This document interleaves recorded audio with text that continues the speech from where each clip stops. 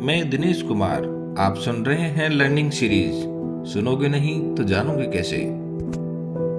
पिछले एपिसोड में आपने खिलाफत आंदोलन और मोपला हत्याकांड के बारे में सुना।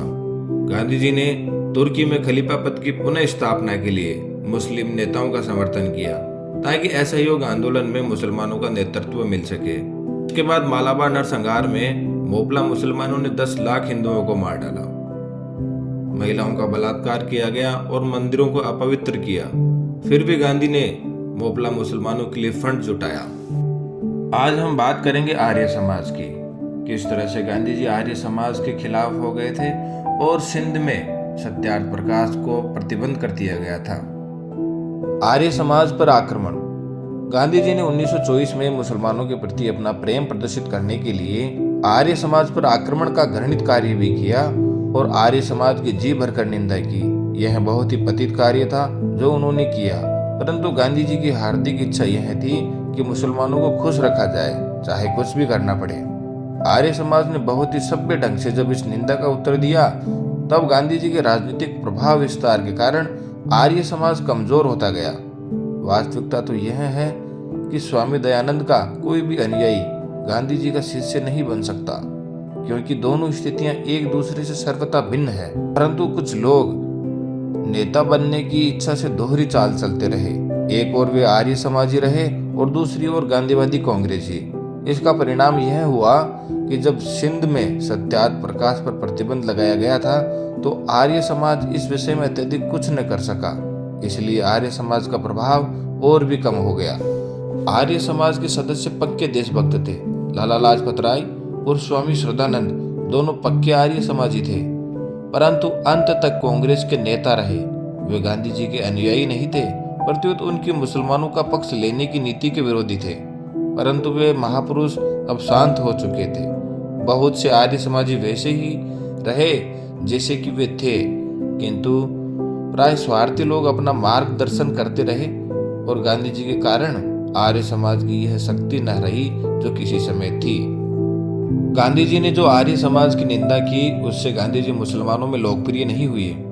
प्रत्युत उनके इस आचरण ने मुसलमानों को उकसा दिया और एक मुसलमान युवक ने आरोप लगाया कि यह संस्था बुरी भावना फैलाने वाली है। यह आरोप नितांत असत्य था।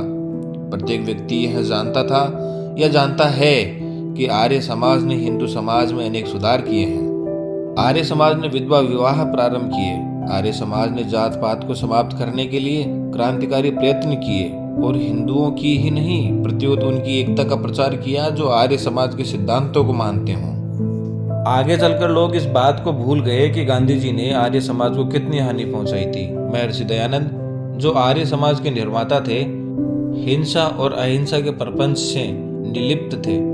वे तो कहते थे कि जब आवश्यकता हो तब शक्ति का प्रयोग करना चाहिए।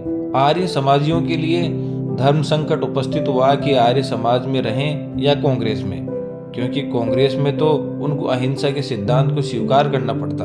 परंतु स्वामी जी की मृत्यु हो चुकी थी और गांधी जी का सितारा चमक रहा था, इसलिए लोग गांधी जी के अनुयायी हो गए। सिंध प्रांत का विभक्तिकरण। 1928 तक जिन्ना का प्रभाव बहुत बढ़ चुका था और गांधी जी ने देश और हिंदुओं को नुकसान पहुंचाकर भी जिन्ना की बहुत सी अनुचित मांगों को स्वीकार कर लिया था।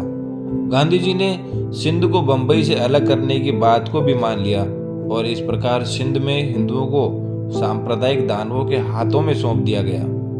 बहुत से झगड़े कराची, शक्कर, शिकारपुरा और सिंध के दूसरे स्थानों पर हुए और उनमें हिंदुओं का ही व्यापक विनाश हुआ। हिंदू मुस्लिम एकता स्वप्न बनकर रह गया। महात्मा गांधी की हिंदुओं के प्रति यह एक भयंकर भूल थी। मुस्लिम लीग कांग्रेस से विदा। प्रत्येक पराजय के बाद गांधी जी हिंदू मुस्लिम एकता के लिए अधिक उत्साह और उग्रता से कार्य करने लगते थे। हारे हुए जुआरी की तरह वह अपने दांव बढ़ाते गए कि किसी प्रकार जिन्ना को प्रसन्न किया जा सके और मुसलमान उनका नेतृत्व स्वीकार करें। परंतु दिन प्रतिदिन मुसलमान कांग्रेस से हटते गए, यहाँ तक कि 1928 के बाद लीग ने कांग्रेस से कोई संबंध रखने से भी इनकार कर दिया। 1929 में जब कांग्रेस ने स्वतंत्रता प्रस्ताव लाहौर में पास किया, तब मुसलमान उसमें सम्मिलित नहीं हुए। इसके बाद हिंदू मुस्लिम एकता की आशा किसी को नहीं रही। परंतु गांधी जी अपनी जिद पर अड़े रहे और उसने मुसलमानों को हिंदू हितों की अधिक से अधिक बलि देते चले गए। गोलमेज सम्मेलन तथा जातीयता।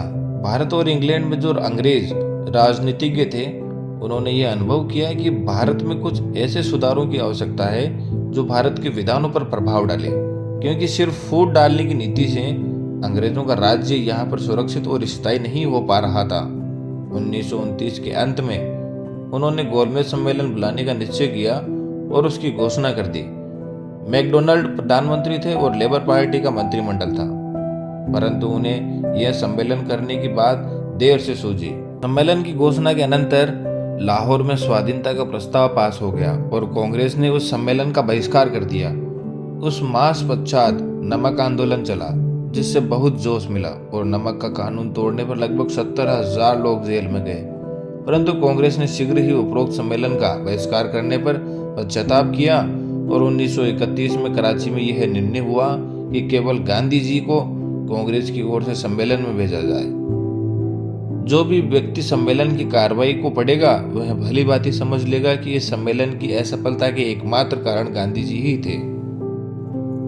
सम्मेलन में कोई निर्णय भारतीय जनता के पक्ष में नहीं किया, फिर भी गांधी जी ने मैकडोनाल्ड को हिंदू और मुसलमानों को अलग अलग चुनाव अधिकार देने के लिए कहा, जिससे कि देश में यह पारस्परिक फूट जो पिछले 24 साल से चल रही थी और उभर कर सामने आई।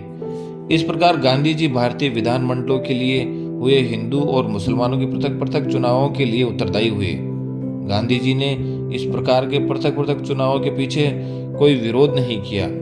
प्रतिरोध सदस्यों को यह सलाह दी कि वे इस विषय में निष्पक्ष रहें। गांधी जी ने इस प्रकार उस हिंदू मुस्लिम एकता पर कुल्हाड़ा चलाया जिसको वे पिछले 15 सालों से स्थापित करने की चेष्टा कर रहे थे।